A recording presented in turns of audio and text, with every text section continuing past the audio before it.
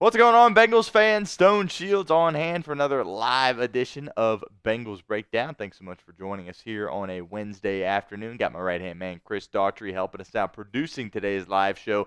Behind the scenes, Bengals OTAs are underway, and we got plenty of stuff to talk about here on today's live show. Do want to start here with a scheduling question for you guys. We're going to be breaking down the NFL kind of, screwed over the Bengals a little bit when it comes to these primetime games. That'll be our second segment, by the way, of today's live show. But are you happy that the Bengals are playing on Thanksgiving? Let me know what you guys think in the comment section of today's show. Type Y for yes or N for no. It certainly is very interesting, right? The frustrating part is that it's on the road in Baltimore, right? For the fourth consecutive year, you are playing a primetime game in Baltimore. Obviously, massive AFC North game on the road in primetime. Not ideal, but you still have the opportunity here to play on Thanksgiving. Are you happy about that as a Bengals fan, right? Are you ready to welcome the Cincinnati Bengals into whatever your Thanksgiving day/night tradition is? Is that something you're happy about, or do you just wish you could go about your Thanksgiving, whatever, watch the Lions, watch the Cowboys, watch a different game at night, and then kind of wait for Sunday to see what exactly is going on with the Cincinnati Bengals? Let me know in the comments. Private says why he or she is excited about that. Kevin says why, as well as does Braden. I think my general thoughts here are, shoot, you got Joe Burrow, Jamar Chase, T. Higgins. You are becoming one of the teams in the NFL with the most star power, and those teams are the teams that we want to see on Thanksgiving, right? On those big standalone games, as we'll get into in our second segment. I think it's an honor for Cincinnati to be selected to play in this game on Thanksgiving, and when you take a look at the Thanksgiving slate this year, shoot, it might be the best one that I've seen in my life. Green Bay and Detroit, right? Detroit obviously always gets that first game. For so much of my life, they've stunk.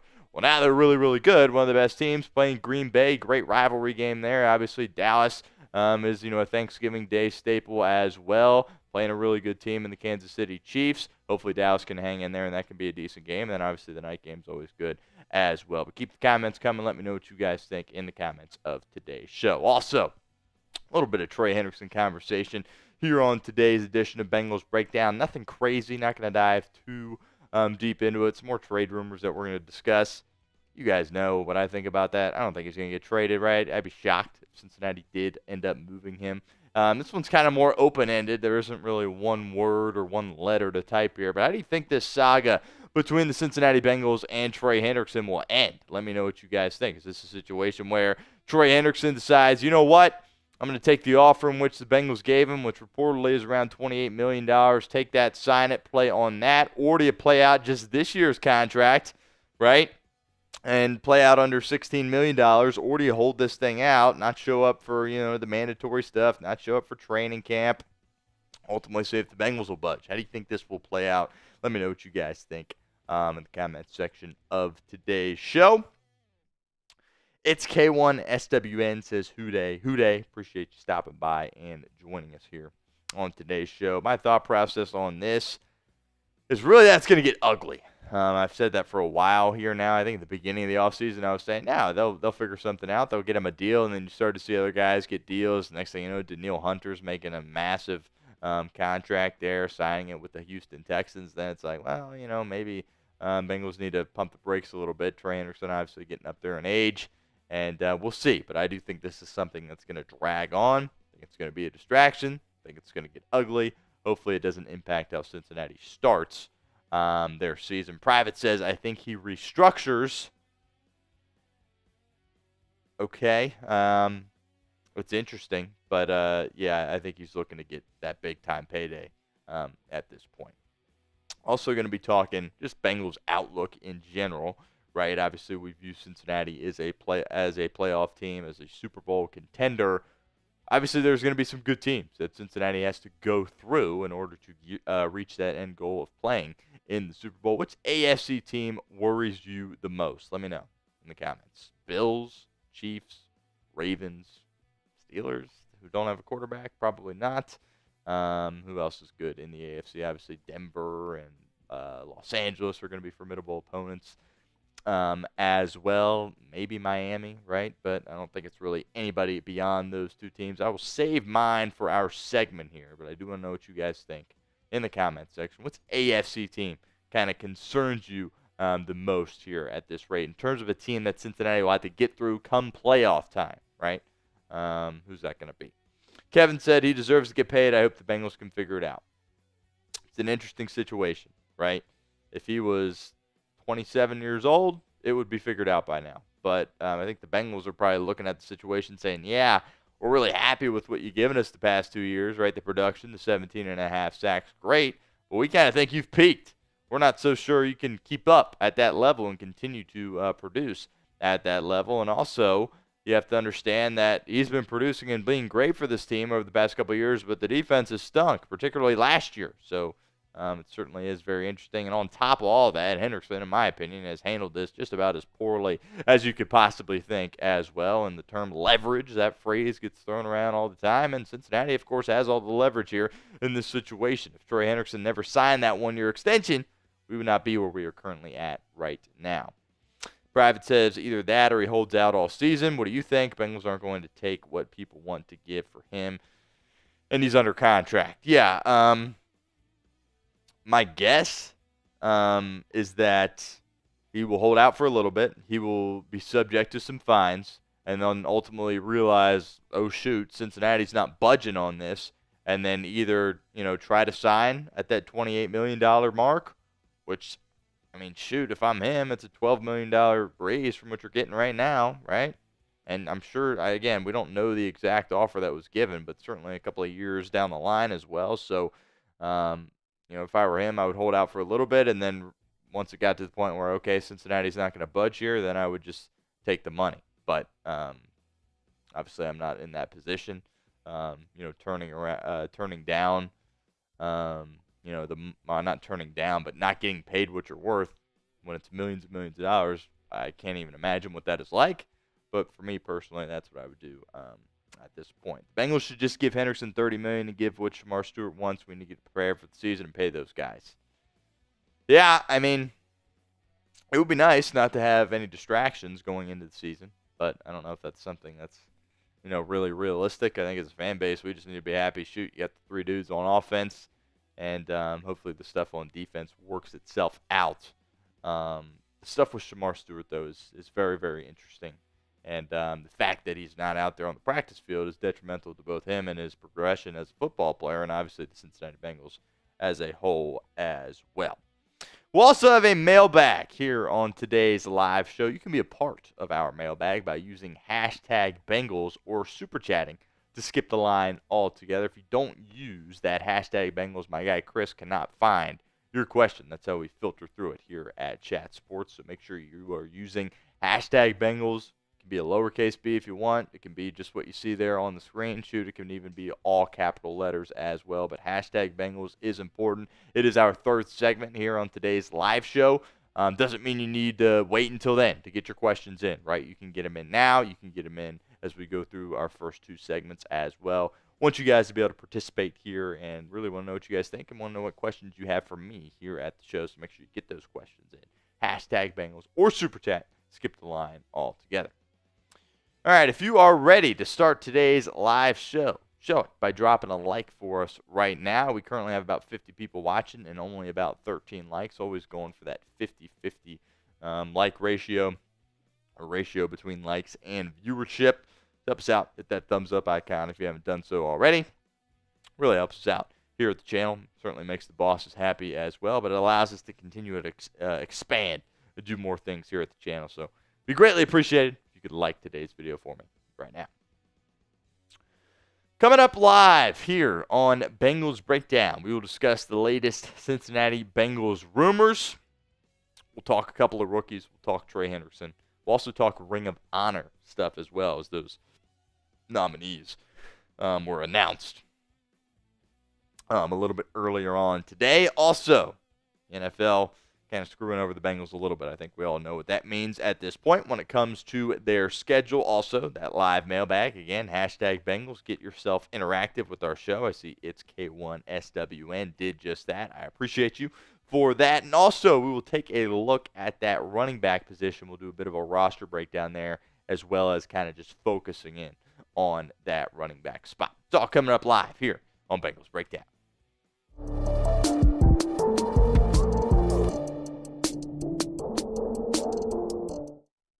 Welcome into Bengals Breakdown. I am your host, Stone Shields, and coming up on today's show, we're going to be spending some time talking about some Cincinnati Bengals rookies. First up, Eric Gregory, a little spotlight on him. Paul Dehner Jr. of The Athletic really kind of put out a great piece on Eric Gregory. Kind of be spending some time talking about him. Gregory, of course, is a UDFA for Cincinnati that I think really has a shot at making this 53-man roster. Also, your fifth-round pick, Jalen Rivers, right? We spent a ton of time talking about Dylan Fairchild. We took another offensive lineman in the draft as well in Rivers. Talk about what his role exactly will look like with Cincinnati in 2025. Some Trey Hendrickson trade rumors as well. Those are continuing to swirl around, and I'm sure that's going to happen over the course of the next weeks and months as well. And also, Ring of Honor conversation. Bengals nominees for 2025 for Ring of Honor were announced today. We're going to be breaking down those as well. Before we get into that, make sure you guys give me a follow over on Twitter at StoneShields_. All of our Bengals breakdown content will be posted to my Twitter page at any time. There's news from the beat reporters, injury news, certainly during the season. You will find that on my Twitter page as well. So help me out. Give me a follow over on Twitter at StoneShields_. So as I mentioned, Paul Dehner Jr. of The Athletic dropped a piece earlier this morning kind of detailing Eric Gregory and what exactly his journey to the NFL looked like at this point. Again, Eric Gregory was a guy that was a UDFA. And this is a guy that played a ton of collegiate football. He started 44 games in the SEC, played in 61 collegiate games as well, and played so long in college football, he even played Joe Burrow and Jamar Chase in 2019 when those two, of course, were playing for LSU. But really the focus of this piece from Paul Dehner Jr. is about the changing of college football and how, in turn, that is affecting the NFL as well. Obviously, with the NIL and transfer portal, you are seeing guys stick around in college football longer and not necessarily rush into the NFL because they can still make a good living in college through the NIL and things like that. And a lot of other teams are kind of talking about this, right? You're seeing the Bengals draft some older guys. You're seeing teams around the league do that as well. And Gregory's also a guy that's really mature, right? His father recently died. He, too, has a daughter. We've talked about Demetrius Knight Jr. and the fact that he has a child as well. And he was very upfront in this piece from Dehner and was like, yeah, the reason I stayed in college another year was I was making some money with the NIL, and I ended up having a daughter, and it just made more sense for me to stay at this point in time. And his phone kept ringing. It's also something that was discussed in this article here from Paul Dehner Jr. His phone kept ringing throughout kind of those later draft rounds, right? And he was kind of getting a little frustrated because he thought it was teams getting ready to draft him, but instead it was teams kind of gauging his interest if he would want to sign as an undrafted free agent. This is a guy at Arkansas, played a lot of SEC ball, showed those stats up there on the screen just a moment ago, really did have a lot of production there in Arkansas for those couple of years, and I view him as a guy that could really fit into this defensive tackle room for the Cincinnati Bengals, right? I talked about how this room in particular feels like if there is going to be a UDFA that makes this roster, it is going to be right here in this defensive tackle room. Obviously, there's the connection with Cross and Al Golden as well, but Eric Gregory probably viewed as kind of a safer player, certainly has played a lot of football games, not that Cross hasn't as well, but I think Eric Gregory, certainly a guy from Arkansas that could perhaps find his way onto this Cincinnati Bengals roster, and we know Zach Taylor loves UDFAs, right? His first year as head coach, there was a UDFA that made the team. Obviously, last year, Muma Jongmeta as well. Taylor always says, if you are a UDFA, you should come here because we are going to give you an equal opportunity to go out there and compete for a roster spot as those draft picks as well. I think Zach Taylor really has stuck by his word there. Eric Gregory, one of the main guys I'm focused on here for Cincinnati from a UDFA perspective. Make sure you guys go check out that article over on The Athletic from Paul Dehner Jr. for more details. Pin comment time here on today's show. Will Eric Gregory make the Cincinnati Bengals roster? Let me know what you guys think. Type Y for yes or N for no. Let's talk about another rookie here on today's show. This guy was, in fact, drafted, and that is Jalen Rivers. And Scott Peters told Jeff Hobson of Bengals.com that he will be starting out at right tackle. And I thought that was kind of an interesting development because we've all heard that Jalen Rivers kind of, the good thing about him is his versatility to play all those spots along the offensive line. But Peters was saying, you know what, we're really going to focus in on him playing at that tackle position and then kind of go from there. This is what Scott Peters told Jeff Hobson the other day, saying this: We like to major guys in one spot so they start to build the toolbox. It's a little easier for them to learn and then replicate those moves on the opposite side after they've learned one spot. He's someone we know when the time's right, we'll be able to move him around a little bit. Now, look, the Bengals are taking it slow here with Jalen Rivers. Like, we talk about a guy like Dylan Fairchild, right? We spent a lot of time on the show talking about him, your guy that you took in the third round out of Georgia. Like, the expectation for him is to come in and be a starter for you, either at left guard or right guard right away for you in 2025. You took Rivers a couple of rounds later, and, the expectation's a little bit different. Obviously, I haven't been spending as much time talking about him, but shoot, if he is a competent backup for this football team in 2025, that would be ideal, in my opinion, right?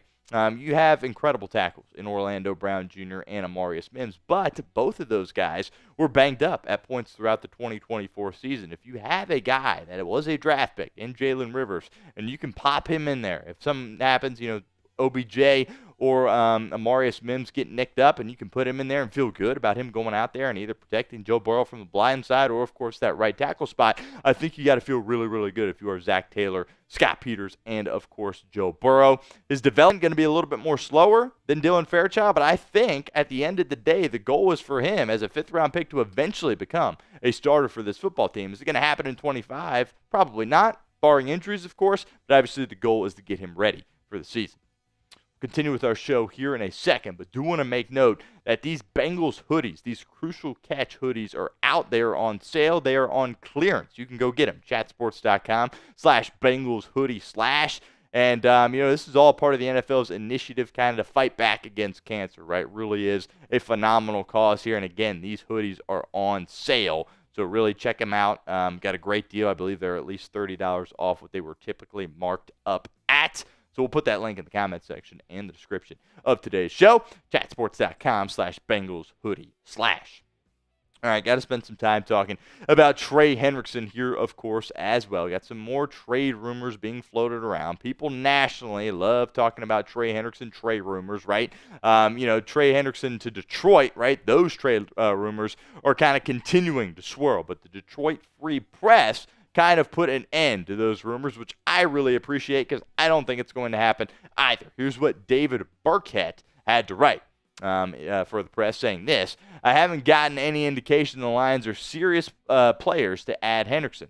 In fact, all signs point to the opposite. Henrickson wants a contract that makes him one of the highest paid edge rushers in the NFL, and that price point, $35 million annually, doesn't jibe with how the Lions are operating financially. They intend to pay Aiden Hutchinson, Jahmyr Gibbs, and several more of their own draft picks and don't have that kind of money allocated to a second defensive end. I appreciate someone coming out and just being honest and saying, hey, yeah, it's probably not going to look like that when it comes to a potential trade for Trey Hendrickson, right? The biggest thing about this, and we've talked about this several times here on the show, a team not only has to give up compensation for Trey Hendrickson, the Bengals are obviously asking for a lot, rumored to be a first-round pick. But then on top of that, you got to pay him. And on top of that, he's getting up there in age. So there really is a lot of concerns here. It's a very interesting situation with a very interesting player, I might add, as well. And I think from the Bengals' perspective, they might be thinking, you know what? The past 2 years have been phenomenal with Trey Hendrickson, but we're not sure that he can continue to produce at that level. Shoot, we may even have seen the best of Trey Hendrickson at this point already. That's what's kind of making this process so difficult for Cincinnati, and obviously very frustrating for Trey Hendrickson because he's sitting there looking at what he's done the past 2 years and looking at what he got compensated the past 2 years and saying, shoot, those things don't add up. He's trying to get his money, and Cincinnati's kind of sitting there saying, well, might be a little bit too late in the ball game for that to happen. But this is something, as we've talked about, is going to continue to be a distraction for this football team. It's going to go months and weeks down the line. I don't think he will get traded, but it will be very fascinating to see how this plays out. All right, open-ended question here for you guys in the comment section. How will the Trey Hendrickson saga end? Let me know what you guys think in the comments. Obviously, that's open-ended. Several ways you can go about that, right? Oh, the Bengals trade him. Oh, he changes his mind, says, you know what, I'll take the $28 million or whatever the previous offer was. Or, you know what, I'm not going to take that offer. I'm just going to play out my current contract. Or I'm going to hold out, and perhaps Cincinnati will ultimately change their mind. There's a lot of ways this thing could go. Let me know what you think will happen in the comment section of today's show.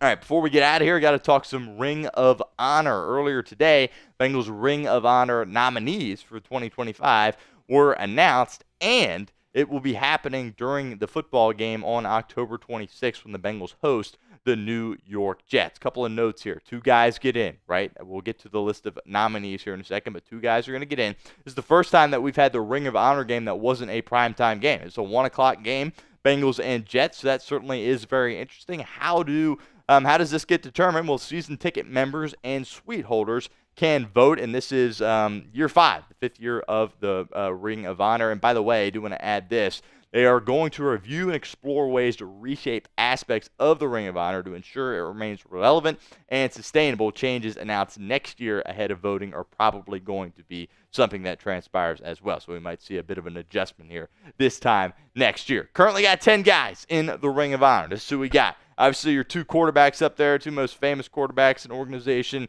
history, apart from probably Carson Palmer and Joe Burrow. You got your 2 Super Bowl not winners, but appearing quarterbacks, I guess. Ken Anderson and Boomer Esiason. Willie Anderson, one of the best offensive linemen to ever play the game. Paul Brown, of course. Isaac Curtis. Corey Dillon at that running back spot. My favorite Cincinnati Bengal of all time, Chad Johnson. Tim Krumrie, greatest offensive lineman of all time, in Anthony Munoz and Ken Riley as well. We've got 9 nominees. 2 of these guys will be in to the Ring of Honor. Breacher, Jim Breech, the kicker for the Cincinnati Bengals. Cris Collinsworth, obviously a very a household name, no doubt. David Fulcher. Dave Lapham, it's ridiculous he's not already in the Ring of Honor. Max Montoya, Lamar Parrish, Bob Trumpy, Reggie Williams, and James Brooks, rounding out this year's nominees. Let me know, who are your 2 2025 Ring of Honor inductees? If it were up to you, which 2 guys are you picking? I'm picking Dave Lapham. That second guy is a bit up in the air, right? You could go several different directions with him. If I had to pick, I would actually say Jim Breacher at that kicker position. I don't know if that's necessarily the most popular thing in the world, but I definitely think he deserves to be up there in the Ring of Honor at some point. But let me know, who are your 2 2025 Ring of Honor inductees? Are you happy the Cincinnati Bengals are playing on Thanksgiving? Let me know in the comment section of today's show. Type Y for yes or N for no.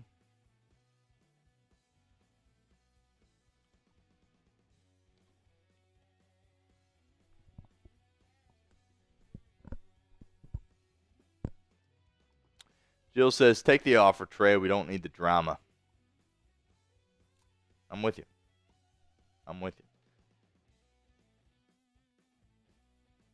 Steven says Breacher and Collinsworth. That's a good list as well.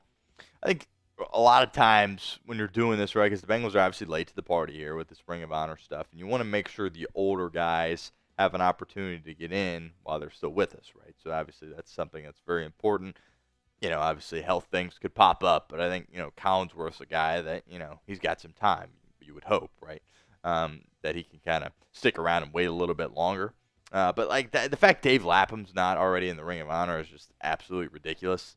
What he did as a player, what he's done as an ambassador for the organization, a broadcaster. I mean, the list goes on and on. I absolutely love Dave Lapham, and I think it's ridiculous that he's not already in the Ring of Honor. So I think for me, he's the obvious one. Yeah, David Fulcher's incredible as well. That's a great name to throw in there. So, I mean, all these guys are deserving. That's why some people are like, well, you know what? You need to put a ton of these guys in, and then kind of, once you're caught up from all the time that you lost, then you can kind of proceed with, 1 or 2 a year or what have you. But it's tough. There's no real great way to do it. Just happy that ultimately Cincinnati has decided to actually do this. And at some point, they'll get caught up. You just hope that enough guys that deserve to be in are in before, obviously, they get a little bit too old. That is the main concern here at this point. All right, so we're going to talk some scheduling stuff here on today's show as our next segment. Chris, you ready on your end? All right, let's get it going. Segment 2 of today's live show. Welcome into Bengals Breakdown. I am your host, Stone Shields, and coming up on today's show, we're going to be talking some scheduling stuff. And yes, Cincinnati Bengals got screwed once again by the NFL when it comes to scheduling. I think at this point, you guys all know what we're going to be talking about here on today's show, but do want to break down some of the primetime stuff, some of the Baltimore stuff on Thanksgiving, and of course, Joe Burrow's comments on the matter as well. But good news, NFL season's really right around the corner, right? I mean, a couple of months away. But regardless, if you are excited for the NFL season, show your excitement by liking today's video for me right now. Hitting that thumbs up icon really does help us out. Going for over 500 likes here on today's show. So help me out. Show some love. Like today's video for me right now. All right, so Cincinnati is going back to Baltimore in prime time, right? Obviously, that is the main issue here. Cincinnati goes to Baltimore every single year. No problems there. But fourth consecutive year, that matchup in Baltimore will be a prime time game. And obviously, that is not ideal. Now, Mike North, who is the NFL's vice president of broadcast planning and scheduling, did have some comments that I do want to address here on today's show. He said this: "It's fair. It's not a 1 or 2 year sort of league where you fix every problem every other year or every 2 years. Once you start getting to the same thing 3 years in a row, 4 or 5 years in a row, whether it's a short week Thursday on the road or opening on the road. When trends like that emerge, we probably have to adjust at some point." It just ended up, as we got down the stretch here, that this was our best schedule, and fully acknowledging that, I'm sure the Bengals fans are a little surprised and probably a little disappointed, which puts them in the same category as all 31 other teams. I have my thoughts on this around the corner, but what is your one-word reaction to going to Baltimore in primetime for the 4th straight year? It is the pinned comment on today's video. Get that one-word reaction for me in the comment section right now. I get it, right? I get that, it's not going to be a perfect schedule. Every team's going to have some kind of complaint to some degree, right? But 4 in a row is ridiculous, right? That's a long time. 4 straight years you have gone to Baltimore and played a primetime game. That's a competitive disadvantage to have to do that, right? It's one thing if it's 2 years. Shoot, one thing if it's 3 years. 4 years in a row is outrageous. What can the Cincinnati Bengals do to get one of those games in Cincinnati? Now, look, let me be very clear. Joe Burrow made a comment about it, right? He kind of voiced his frustration on the matter, but they're going to show up anytime, anywhere, in play. I would be surprised if we heard Joe Burrow complain about it again. I was happy that he went out there and said, "Yeah, this is ridiculous," but once it gets close to Thanksgiving, he'll be locked in, and he's not going to be complaining about it. But us as fans, we can complain about it because it's absolutely ridiculous. 4 years in a row that you have to go to Baltimore and then play in a primetime environment at their place. It's just not fair. That's reality. Maybe I'm complaining. Maybe I'm crying a little bit about it. It's just not fair. That's the way it goes. What does the NFL have against Cincinnati? That's kind of my question here, because as we'll get into as the show progresses here, this has been a reoccurring theme for Cincinnati, even with Joe Burrow, right? You got these superstars. They want to put the Bengals on primetime because they got Joe Burrow and Jamar Chase. Great. But it's never in Cincinnati. It is always on the road. And don't give me the market size. Oh, well, Cincinnati is such a small market. True. You know what else is a really tiny market? Kansas City, right? Kansas City doesn't have any problems, playing games at home on primetime, right? Now, granted, do they have Taylor Swift's boyfriend on their team? Sure, but shoot, and they go out and win Super Bowls, fair, whatever, but it's a small market too. Not very many people in Kansas City. That's just kind of the way it goes, so I don't think the market size thing is a great reason whatsoever for that. Now, Isaiah Likely did chime in. He was on Up and Adams, Ravens tight end, of course. And he heard Joe Burrow's comments, and he had some stuff to say. He said, "I seen the little clip of Joe saying that he wants the game in Cincinnati out there on primetime. I mean, I don't even know what their stadium is called. I just know when you come to the bank in primetime television, that's just somewhere nobody else wants to be." Okay, all right. Oh, congrats, right? You guys are on a bit of a heater, right? You've won 4 games in a row against the Bengals. You're sitting up there on your high horse. That's fine. We'll see you on Thanksgiving, all right? We'll come for you. We'll take all your turkey while we're there in the process as well. The Bengals will be coming for you on Thanksgiving night. That's kind of my first little reaction to that from Isaiah Likely. But calling out the environment doesn't make any sense to me, right? Do the Bengals have the nicest stadium? No, by no means. We all know that, right? We've all been to a game. That stadium is not nice. They're working on making some improvements, allegedly. Obviously, you got some stuff going on with the county that needs to get figured out. It's not a nice stadium. Don't have any issues with that. But every time that you're there for a primetime game, it's electric. They sell it out, everybody goes crazy. I don't think it's a bad environment necessarily is what Baltimore has. Is that cool what they're doing in Baltimore? Sure, whatever. But when you put on a primetime game in Cincinnati, the city shows out, and the place is rocking. So I really don't get that whatsoever from Isaiah Likely. But those are fighting words there. We'll see. That'll get Cincinnati fired up come Thanksgiving time. They better be ready to go because obviously the Ravens have had a neck up over Cincinnati previously, but I also think they remember that the last time they played a primetime game in Cincinnati in that wildcard game in 2023, we all know how that ended as well, with Sam Hubbard racing back 99 yards for a touchdown on the road to victory. Now, if you want to sweep the Ravens in 2025, as you've gotten swept by the Ravens the past 2 seasons, show it by liking today's video for me right now. Again, going for over 500 likes here on today's show. All right, Mike North had some more comments. Again, NFL's Vice President of Broadcast Planning and Scheduling, in regards to the schedule and how Cincinnati fits in. He said they deserve it. You've played your way into these windows, an MVP quality quarterback and superstar wide receivers, and we play exciting games. Both Ravens-Bengals games last year were spectacular.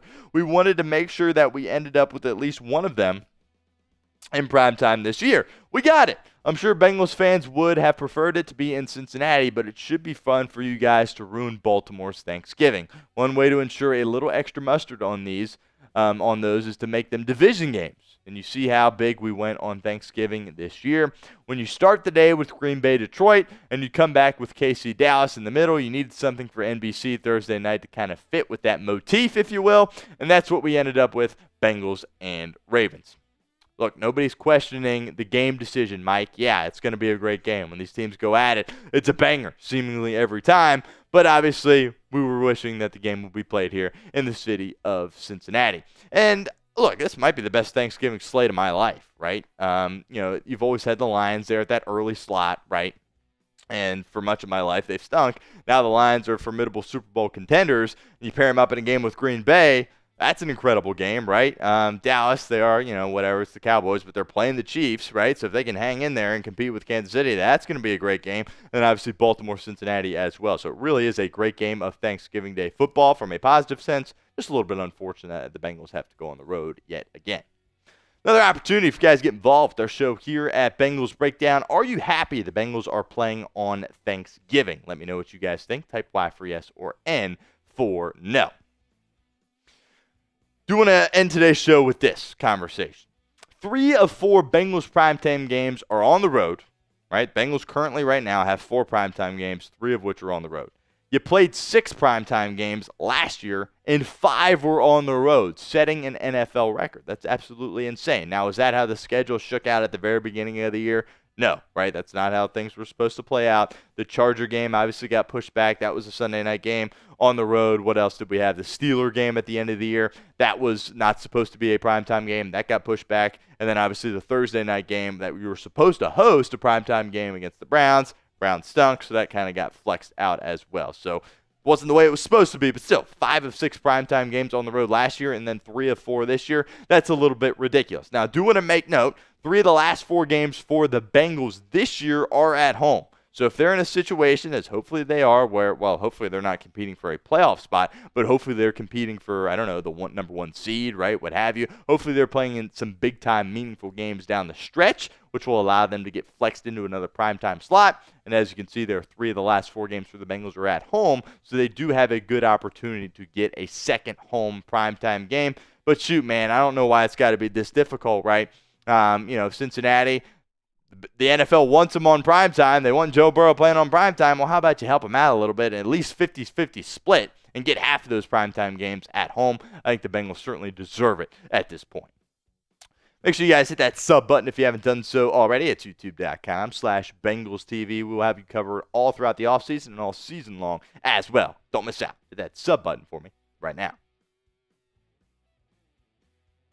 Mailbag time here at Bengals Breakdown. Use hashtag Bengals or Super Chat. Skip the line altogether and get involved with our show.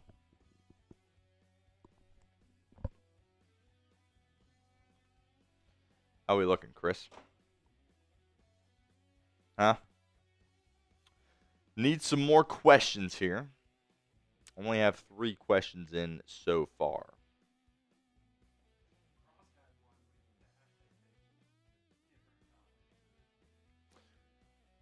Cross, you said his name is? So, Cross, you had a question that you had a great question, but the hashtag Bengals was not in the correct message. It was in a separate message. That unfortunately doesn't work for us. So, Cross, if you're still here hanging out with us, make sure you get a question in. Currently only have 3 questions Need about probably 6 or 7 in order to run this mailbag. So we got about 75 people in here. Make sure you get your questions in. Hashtag Bengals. Or if you want to super chat, be the first super chatter of the afternoon. That works as well. You can skip the line altogether with a super chat. We'll hang out here for a second as some more questions come in. And we will run our mailbag here.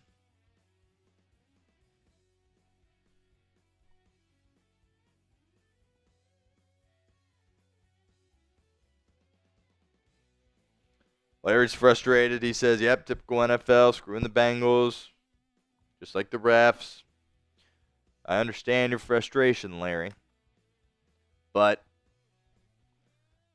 ultimately, I mean, I just sat there and complained for about 10 minutes, and I'll continue to do that, but you got to find a way to beat Baltimore. Shoot.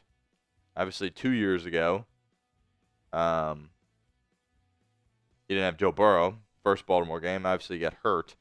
But last year, you had a healthy Joe Burrow. You had Baltimore beat twice, and you let both of those games slip away. Not banging on the offense for that. They had their opportunities to finish the game. They scored 1,000,000 points, but regardless, got to find that way to beat Baltimore. Got to have more success within your division this year. And if you can beat Baltimore, you can beat anybody. That is for darn sure. Got 2 more questions in. It's probably good, right, Chris? 2 more came through the wire.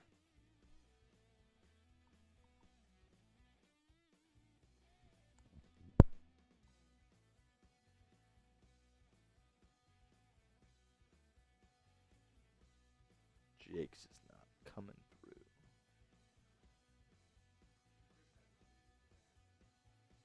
through.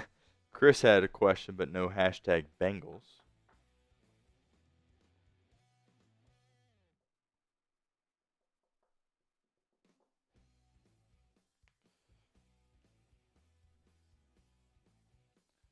Steven's got hashtag Bengals, but no question.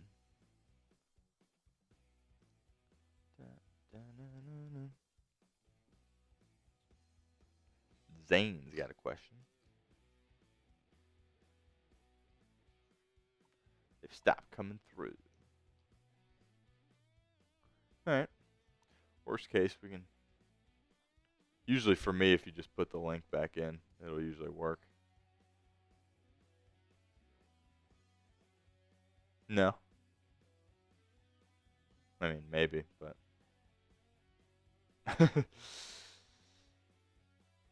I don't think they will, though.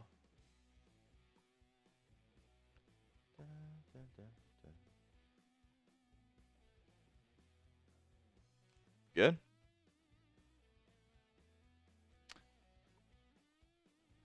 BK, I'll answer this one outside of our cut here, since no hashtag Bengals was used. But yeah, I think they'll win the division. You kidding me? Definitely think it's a 2-horse race. The Aaron Rodgers stuff is insane. I mean, it seems like he's going to play for Pittsburgh, but he hasn't signed. He's not hanging out with the team. He's not doing anything like that. So, I don't know. That would be crazy if he ultimately didn't show up, and then they got to roll with Mason Rudolph and Skylar Thompson and Bill Howard, which is just, that's quite the quarterback room there. But keep the questions coming. Hashtag Bengals or Super Chat. Skip the line altogether. Chris, you good? And we will get into today's mailbag. Before we get into today's mailbag, make sure you guys share today's video for me on social media if you haven't done so already. Twitter, Facebook, Instagram, you name it. It works for us. Just trying to get the word out there to more Bengals fans that aren't necessarily tapped into what we're doing here at Bengals Breakdown. So help me out. Share today's video for me right now. All right, first question here from It's K1SWN. Do you think Jermaine Burton steps up and takes that wide receiver 3 spot? Interesting question. I'm holding on to some hope, right? Obviously, Zach Taylor's been hyping him up a little bit in the media. Joe Burrow's been hyping him up a little bit in the media. I believe even T. Higgins has said some stuff about him as well. The talent is there. That is not a question with Jermaine Burton. It's the character, it's the work ethic, it's the professionalism. But as far as wide receiver 3 goes, I don't even think that's what Cincinnati needs. I love Yoshi as a wide receiver 3. I think if he could be a wide receiver 4 for this team, that would be incredible. Can be a guy that can kind of stretch the field vertically for you, right? Throw some deep balls down the sideline, right? Just some go routes, right? That would be awesome for Jermaine Burton if he could contribute in the special teams game as well, depending on how those reps are split with Charlie Jones. But I'm still holding on to some hope, mainly because the head coach and the quarterback are saying we should have some hope. So hopefully he gets his act cleaned up. Hopefully he can go out there and not create any issues off the field, not pay his rent, right? Not get evicted, right? Just stupid stuff that he was doing last year. Hopefully that gets cleaned up, and I do think he will have an opportunity here to be an impactful piece for this football team.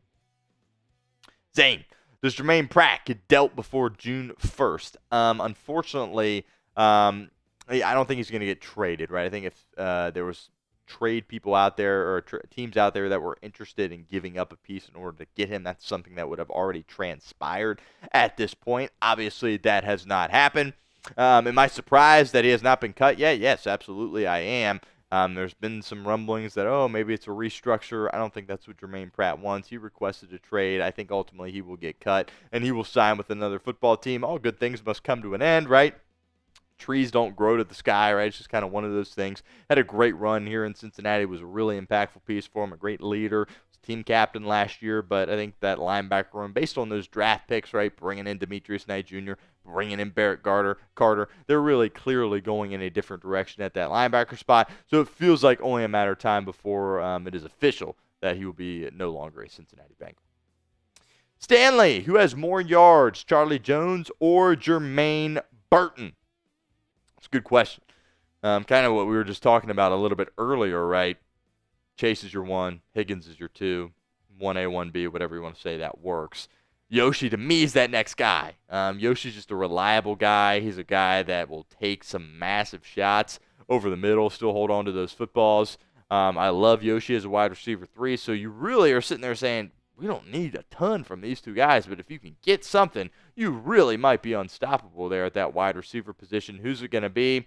You got the injury stuff with Jones, and obviously the immaturity off the field stuff with Jermaine Burton. It's tough because Jermaine Burton's going to have more like deep shots, right, which obviously is going to be more yards, whereas Jones is going to be more underneath stuff. I'm going to say Jones here, though. If he can stay healthy, I think he'll be a guy that will get a lot of work in the slot, can perhaps pick up a lot of touches. Maybe he breaks one, can score. So I'll go with Charlie Jones here, but it's really just because I don't trust Jermaine Burton. If Jermaine Burton can gradually earn my trust over time and he's out there dressing for every single game and he's looked at as that 4th or even 3rd wide receiver, then it will clearly be Burton. But for now, I'll say Charlie Jones. Pin comment time here on today's show. Who do you think is wide receiver 4 for the Cincinnati Bengals? Charlie Jones, type CJ. Jermaine Burton, JB, or someone else. You think Kendrick Pryor breaks through, makes the football team? Cole Burgess, perhaps? I don't know. Let me know. You can type O for other in the comment section if that is the case. Jake, what are your thoughts? Middle linebacker and secondary with Al Golden being the DC. The Bengals are obviously they're putting all their chips in with Al Golden. That's what they're doing, and I would have liked to see them get some more new pieces, but again, you can't have everything. And we got T, we got Jamar, we got Joe offensively, so we don't really have a ton of room to sit here and complain. Out of all the possible guys that you could have brought in to be your defensive coordinator, my top pick was Al Golden, and you got him. So hopefully it works out. As far as the linebackers go, that obviously is his specialty. It looks like that room is going in a different direction, as we mentioned earlier on today's show. Jermaine Pratt, by the time this video goes out, he might no longer be a Cincinnati Bengal, but I think it's really only a matter of time before you move on there. You got Logan Wilson kind of spearheading that room. Logan Wilson's one of my favorite players on the team. Hopefully he can stay healthy and get back to the form in which he was playing at when Al Golden was the linebackers coach here in 21 when you went to the Super Bowl. As far as the secondary goes, that's certainly concerning, right? You didn't bring in any new pieces. You didn't draft any guys in the secondary either. You're kind of just running it back with that unit, and that unit was a weak point for your football team. A lot of those guys were getting benched for each other, so hopefully Al Golden can get the most out of that unit. He's going to simplify things. I hate to say dumb it down, but he's going to make schematically, he's going to make it a lot easier for those guys. He's going to play a lot of man coverage. We'll see if they can hold up in man coverage, but I'm banking on Al Golden drastically improving this defense. Hopefully that's what happens on the football field. It's K1SWN. What is the possibility that we have one of our UDFAs make the roster and has a big impact on our defense? I think there's a good chance. I think the two guys that come to mind are Eric Gregory, defensively, Eric Gregory and Howard Cross III. We actually have a video that went out a couple of days ago on Eric Gregory, so make sure you check that out. You're a UDFA out of Arkansas, played a ton of football there for Sam Pittman and the Razorbacks. And obviously Howard Cross III has that connection there with Al Golden. Spent the entirety of his collegiate career with the Notre Dame Fighting Irish there as well. When you look at that defensive tackle room, there isn't a ton of depth in that room, and I think there's a spot where UDFA could perhaps work his way onto the football team. Yeah, really experienced UDFAs in that room. So I wouldn't be surprised at all if one of those two guys made the roster. Obviously, Seth McLaughlin is the popular name on the offensive side of the ball. He, of course, coming off a very significant injury. We will see. Hopefully, McLaughlin at least can stick around, be a practice squad guy, and perhaps be a guy that makes the team in years to come if ultimately he is not ready to go for this season. We'll continue with our show here in a second, but do want to give a shout out to our friends over at Fanatics. Let you guys know that Bengals Crucial Catch hoodies are on sale right now on clearance. I believe they're about $30 off over there at Fanatics. Really encourage you guys to go over there, check them out. They are some really cool hoodies, but most importantly, it's the Crucial Catch hoodies, which is the NFL's way of fighting back against cancer. It is a great initiative. Go support a great cause and get you some Cincinnati Bengals swag in the process. Chatsports.com/Bengals hoodie/. We'll put that link in the comment section and the description of today's show. Ooh, good question here from Zane. Do you prefer Stripe the Jungle or a white out? I believe it was the social media team put this tweet out the other day, and I remember going back and forth in my mind, and I'm still going back and forth here when you ask me that question, Zane. You make me pick. I'll say white out just because, those white helmets are just so foul, and they get the end zones white, and they put the B in the middle white. So if I had to pick, I would say that white out, but also that Stripe the Jungle vibe is great as well. And also the orange out is great as well, but I think a lot of people have kind of a bad taste in their mouth when it comes to the orange out, right? Because they only did it once. It was your opener last year, and you got absolutely blasted by one of the worst teams in football, the New England Patriots. So I think people have a little bit of a sour taste in their mouth when it comes to the orange out. But great question. If you made me pick, I would say the white out. From Jonathan, what defensive rank do you think the Bengals need to be in order to get back to the Super Bowl? That's the thing, Jonathan. I apologize if I'm saying your name incorrectly there, but it really doesn't need to be something crazy, right? I think top 20 defense, you're good. That's good enough, right? I mean, shoot, think about if your defense in a couple of those games, obviously they played better down the stretch against weaker offenses, but if your defense was just not giving up 40-plus points, you would have won several more of those football games. So I don't think they need to be a top 10 defense. Top 15 maybe, but I think top 20 will be good enough with as good as where your offense is at this point. Walarius, who concerns you the most in the AFC? It's a good question. If I had to pick one team, I'm going to go with the Baltimore Ravens. The Ravens have had a lot of success against you in recent years. They have swept you in back-to-back years. Last time you beat them, obviously, it was in the playoffs, which was awesome, but Lamar Jackson also was not playing quarterback in that 2023 wildcard game for the Baltimore Ravens, or 2022 wildcard game, I believe, for the Baltimore Ravens. But regardless, you got to play better against the Ravens, and ultimately you got to play better against them if you want to get to where you want to get to in the division. The Chiefs are always going to be a problem as long as they have Mahomes. I know a lot of people in Cincinnati aren't the biggest fans of Patrick Mahomes. They're always going to be an issue. That Reed-Mahomes duo is always going to be a problem. But I feel good, right? You've gone into Arrowhead. You've won there in the past. I don't have a problem. Obviously, it's going to be incredibly difficult, but I think Baltimore probably fear Baltimore a little bit more at this point. Obviously, you've dominated the Buffalo Bills as well, and they're certainly another great team in the AFC. But if I had to pick one, I would say the Baltimore Ravens. Your turn. Let me know in the comment section which AFC team worries you the most. Is it Baltimore? Is it Kansas City? Is it Buffalo? Is it, I don't know, the Chargers, Broncos, Dolphins? Let me know in the comment section of today's show. Ooh, private. Do you think McLaughlin will play this year? Seth McLaughlin, Bengals UDFA out of Ohio State. It's a good question. He has said that the plan is for him to be back and ready to go come training camp. I think the Bengals are really happy that they were able to land him as UDFA. And I hope that if he is not ready to go, he's a guy that is a practice squad guy for them, because I do believe this is a guy that has a future in the NFL if he can get back to where he was prior to that injury. Obviously, an offensive lineman coming off a serious Achilles injury. You never know if he's going to be able to get back to the form in which he was playing at prior to that injury. But you have to understand that he was the best center in the country for the Ohio State Buckeyes before he suffered that injury. I do believe he's an NFL player. If he can get back to that form, Bengals got a steal that he picked them, that he didn't go draft and that he picked them as a UDFA, and hopefully things work out for him. But I really hope he's on this football team for years to come. BK, do you think the Bengals will sign Brandon Scherff? That whole thing is very interesting. We've been talking about Scherff for months here at the channel, and he was the guy that out of all the offensive lineman free agents, I wanted to sign him more than anybody, and he's still unsigned. I don't know if he's going to retire or what, but yeah, I would love to have Brandon Scherff. I'm not exactly sure how much he's going to cost, but Brandon Scherff's a guy that I still think has gas in the tank and could help this football team. And if you're Brandon Scherff, you're just trying to pursue a ring here at this point. My opinion, no better spot to do that than here in Cincinnati.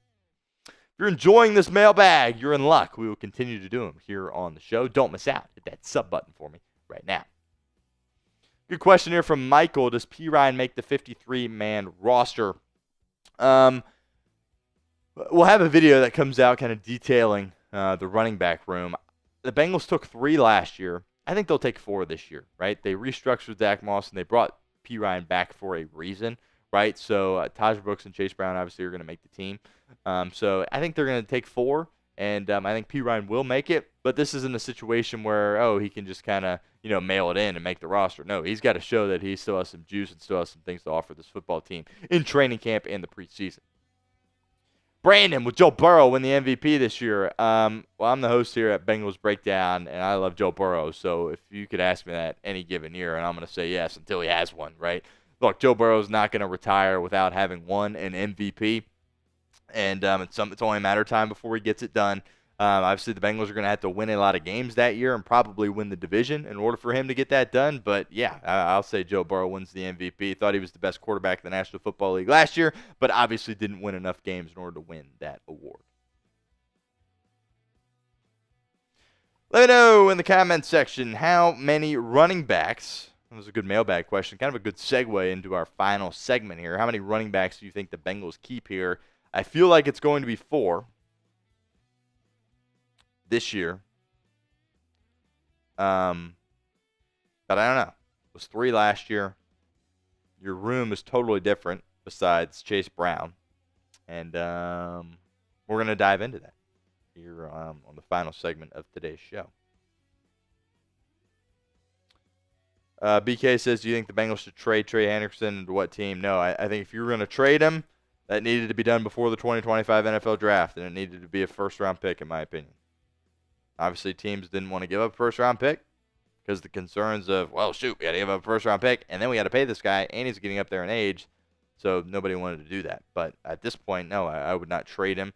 Unless you can get – I'm not interested in 2026 draft capital at this point. I'm looking for ways to win now. Right, you are in the middle of this window here with Chase and Higgins and Burrow all on their contracts. You had about 4 or 5 years to get this thing done. You can't screw around, and that's why some people would be like, exactly, pay him. I get that, but trading him for 2026 compensation does nothing for me at this point.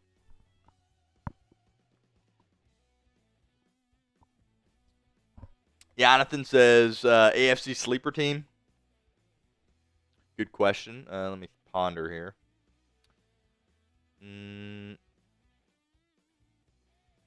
I always like the Dolphins, but they're not tough enough. They're too much finesse, not enough physicality. Love Tua, but there's no.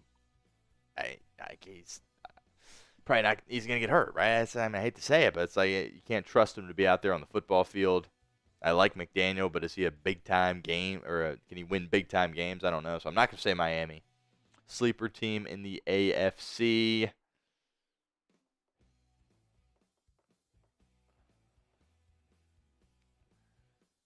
I mean, Chris says the Patriots. No. But that's kind of interesting. Not sleeper to do damage, but sleeper to maybe squeak into the playoffs and then get hot. I mean, Vrabel's going to win you, 3, 4 games by himself? I would say 2, 3 games by himself. I think he had a good quarterback in Drake May. Stephon Diggs is out hanging out with Cardi B, so I don't. That's probably not a good thing. But Jonathan says Denver. That's a great answer. Love Sean Payton. Love Bo Nix.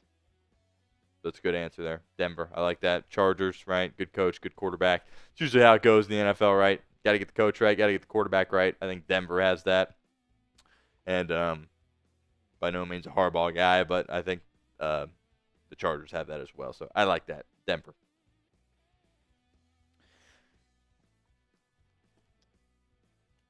Steven says 4.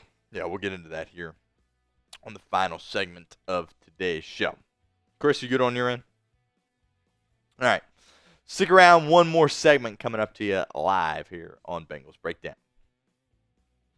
We're going to be breaking down the Bengals running back room here on today's edition of Bengals Breakdown. And if you want more Bengals position breakdowns, you're in luck because we'll be going through the entirety of the offense and the entirety of the defense here on the channel. Don't miss out. Hit that sub button for me right now, youtube.com/BengalsTV.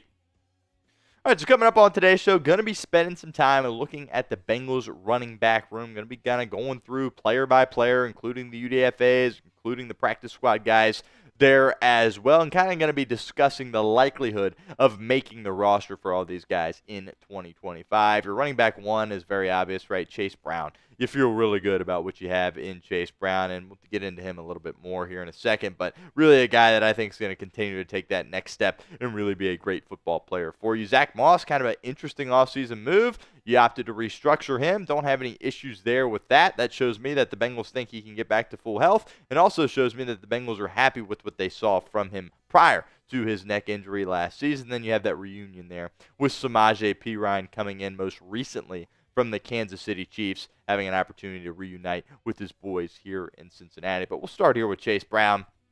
Look, I'm incredibly high on Chase Brown, and my expectations for Chase Brown are incredibly high. I thought what he did last year was unbelievable, and I think he will continue to get better for this Cincinnati Bengals football team. And I really think he fits into their offense so well, right? Obviously with Joe Burrow, Jamar Chase, T. Higgins, Zach Taylor, those guys are pass first, right? And this football team, as long as Joe Burrow is here, is always going to be pass first. But when the Bengals had to mix it up and needed to get some stuff going on the run game, he was a reliable guy that you could go to. And also, when you found yourself so many times late in games, it was close, you were trailing, right, and you needed to say, you know what, we need to throw in one, running play here to keep these guys off balance. Chase Brown was a guy that you could count on to go out there and make the right play, right? And he also really showed improvement when it came to blocking, right? Pass pros or running back, again, always going to be something that's very valuable when Joe Burrow is playing quarterback. And I also thought what he was able to do in the passing game, coming out on screens, right, checkdowns, thought that was very valuable as well. I think Chase Brown's going to continue to get better. And I think at some point he's going to become a household name if he can stay lucky, because he's playing with such a great offense, and I think he fits into that offense so well. And I think the Bengals really got a steal a couple of years ago in the draft when they got him in the 5th round. Grade the Bengals running back room for me in the comments of today's show. A, B, C, D, or F. Let me know what you think. It is the pinned comment of today's video. Sound off for me right now.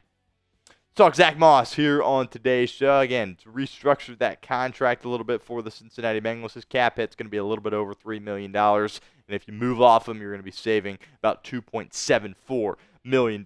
Make no mistake, he's no guarantee to be a shoo-in on the Cincinnati Bengals roster. Now, it's my way of thinking that both him and Perine, we'll get to Perine in a second, are going to make this football team, but there is a real world where one of them does get cut. So I think they do really have to show that, hey, they're in a good spot. They have to play well during training camp. Again, we'll see what Moss's timeline looks like coming back from that neck injury.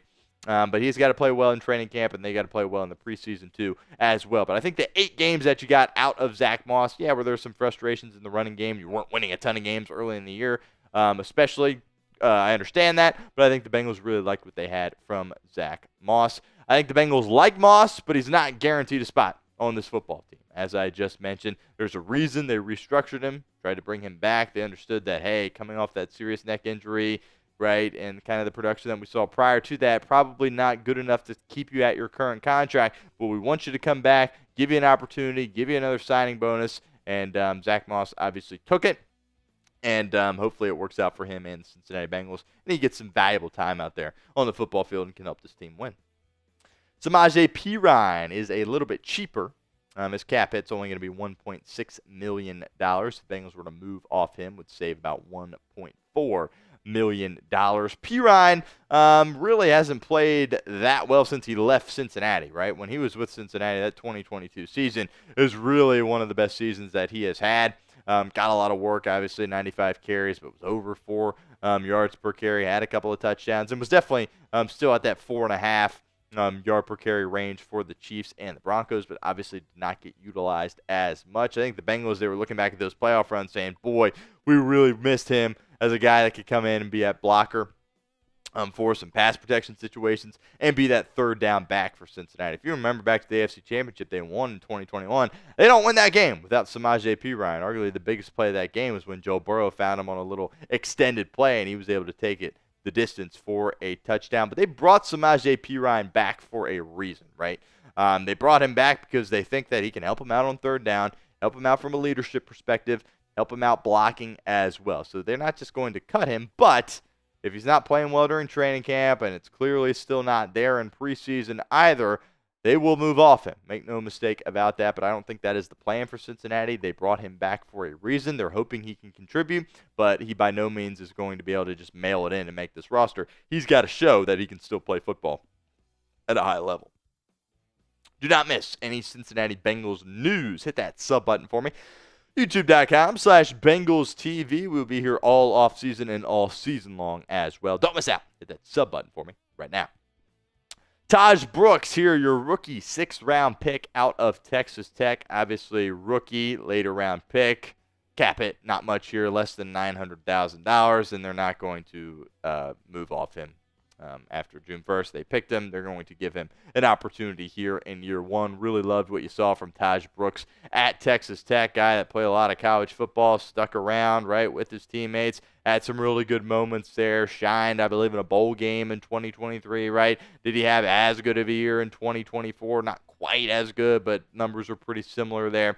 From that perspective, I really like Taj Brooks. When you see him move around on the football field, he looks like a guy that can play at the NFL level at some point. It'll be interesting to see what his role looks like in year one here. I think the Bengals are taking him saying, yeah, a couple years from now, we would love for you to be that RB2. But I don't think that's really what his role is going to look like at this point. But that doesn't mean he can't earn that role. He's going to make the team. Again, I would be shocked if he is not on this football team. 6th-round pick was a steal, right? He definitely, the player he is more valuable than a 6th-round pick, in my opinion.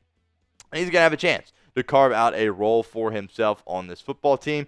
That will be up to him. If he can go out there and, really dive into the playbook, really do a great job of learning quickly, really build that rapport with Joe Burrow. The rest of the guys offensively, he's going to get more time and perhaps can eventually, by the midway point of the season, slide into that RB2 spot. We will see. That is the goal for Cincinnati at some point. But if he's running back 4 for you and isn't always active this year, I don't think that's the end of the world, considering that you've got 2 veterans in there behind Chase Brown in Zach Moss and Samaje Perine.